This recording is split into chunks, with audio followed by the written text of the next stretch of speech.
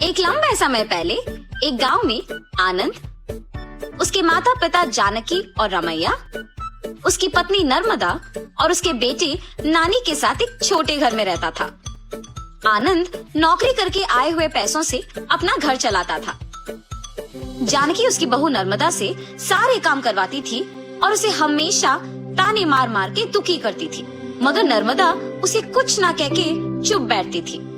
ऐसे कुछ साल बाद आनंद अपने नौकरी से कमाए पैसों को बचा बचा के एक बड़ा नया घर खरीदता है।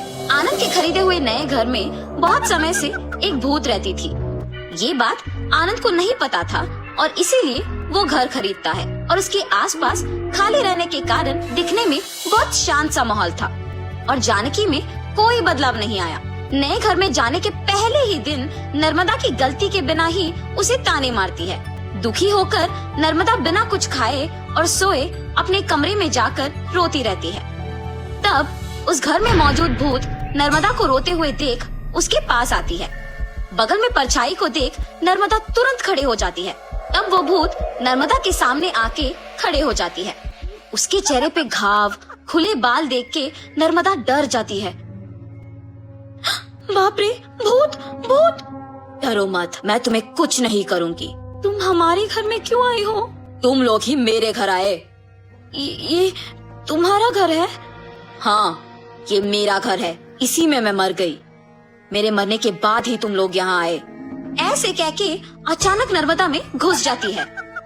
हा हा हा, ऐसे हंसते हुए सो जाती है। सुबह उठ के जब जानकी देखती है कि सारा काम वैसे का वैसे ही रह गया, तब नर्मदा नर्मदा बहुत बार बुलाने के बावजूद जब वो नहीं आती है तो जानकी ही उसके पास जाती है। हाँ, तुम अब तक उठी नहीं? नर्मदा नर्मदा उठो! जानकी पास आके बुलाने पर नर्मदा जाग उठती है। उसकी आंखें बहुत लाल और डरावना दिखने के बावजूद जानकी उस पर ज्यादा ध्यान नहीं देती है। उठ गई? जाओ जाके सारा काम करके चाय बना के लाओ। मेरे ही सामने जोर से बात करके मुझे काम करने के लिए कह रही हो? ये कह के उसका हाथ जोर से पकड़ लेती है। नहीं, तुम कुछ मत करो। आज से सारा काम मैं ही करूंगी, मुझे छोड़ दो। जाओ जाके सारा काम करो। ठीक है ठीक है, ऐसे कह के जल्दी से सारे काम खत्म करती है। ये क्या सच में मेरी बहू है? इसके मुंह से कभी एक लफ्ज भी नहीं निकला और आज ये मुझसे सारा काम करवा रही है। तुरंत ये सब मुझे अपने बेटे को बताना होगा। और ऐसे अपने बेटे को सब सच बताती है। तब वो कहता है, जितना भी गुस्सा क्यों ना हो, ऐसे तो नहीं कहते हैं माँ। आप अगर उससे अच्छे से पेश आएंगे तो वो भी अच्छा ही रहेगी। उसके बारे में क्या मुझे नहीं पता? उसके बेटे का ऐसे बात करने पर जानकी कुछ नहीं कहती है और अपनी बहू से डरने के कारण वो सारे काम खुद ही करती है। नर्मदा, नए घर खरीदने की खुशी में मैं अपने कुछ दोस्तों को घर बुला रहा हूँ। सारी चीजों का तुम्हें ही ध्यान रखना होगा। ऐसे बोल के चला जाता है। नर्मदा कुछ बात किए बिना खड़े रहती है।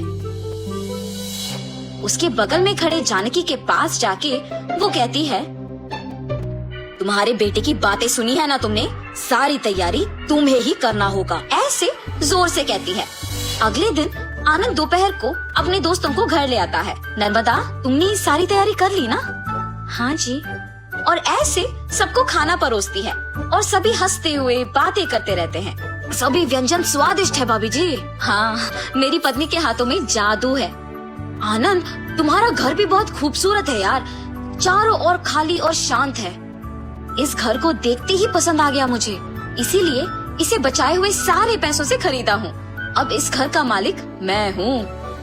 ऐसे आनंद कहता है। ये सुनते ही नर्मदा तुरंत भूत बनके अजीब आवाजें बनाती है। उसका सिर नीचे झुका रहता है और अजीब आवाजें आने के कारण सभी उसी को देखते हैं। नर्मदा, क्या हुआ तुम्हें? नर्मदा अचानक अपना सिर ऊपर करती है और क्या इस घर का मालिक तुम हो? मैं हूँ इस घर की मालकिन। ऐसे उसे घूरने पर आनंद अचानक हवा में ऊपर उड़ने लगता है। नहीं, ये तुम्हारा ही घर है, मुझे छोड़ दो। ऐसे कहने पर आनंद को नीचे छोड़ देती है। ये सब देख के घर के सारे मेहमान भूत भूत कह के वहाँ से भाग जाते हैं। नर्मदा जैसे उसे कुछ पता नहीं है अपने कमरे में जाके सो जाती है। आनंद, कम से कम अब मेरी बातों का यकीन करोगे तुम? तुम्हारी पत्नी में भूत घुसी है, भूत। देखो आज उसने क्या कर दिया। हाँ माँ, अब हम क्या करें? एक मांत्रिक को बुलवाना ही पड़ेगा। हाँ ठीक है माँ, कल उसी के पास जाएंगे। और ऐसे जब सब बैठे हुए थे, नर्मदा आती है और सभी डर जाते हैं। तब उन्हें देख कहती है, क्यों सब मुझे देख के डर रहे हैं? क्या हुआ तुम सबको? कुछ नहीं। अब आप तो कुछ भी कर सकते हो ना। क्या करना है मुझे? मैं जो बोलूँगा तुम नहीं कर पाओगी। मैं नहीं कर पाऊंगी? पहले बोलो। अच्छा, क्या तुम इस बोतल के अंदर घुस के वापस बाहर आ सकती हो? इतना ही, और मैं ये नहीं कर पाऊंगी? देखो, ऐसे बिना कुछ सोचे समझे नर्मदा में घुसी आत्मा अचानक उस बोतल में घुस जाती है और तुरंत जानकी उस बोतल का ढक्कन बंद कर देती है। भूत को मैंने इस बोतल के अंदर बंद किया है, अब इसे गांव के अंत में फेंक के आना होगा। और ऐसे उस बोतल को गांव के एकदम अंत में फेंक के आ जाती है। तब से जानकी अपनी गलती सुधार के अपनी बहू को ताने मारना बंद कर देती है। भूत के चले जाने पर सभी उनके नए घर में खुशी से जीते हैं।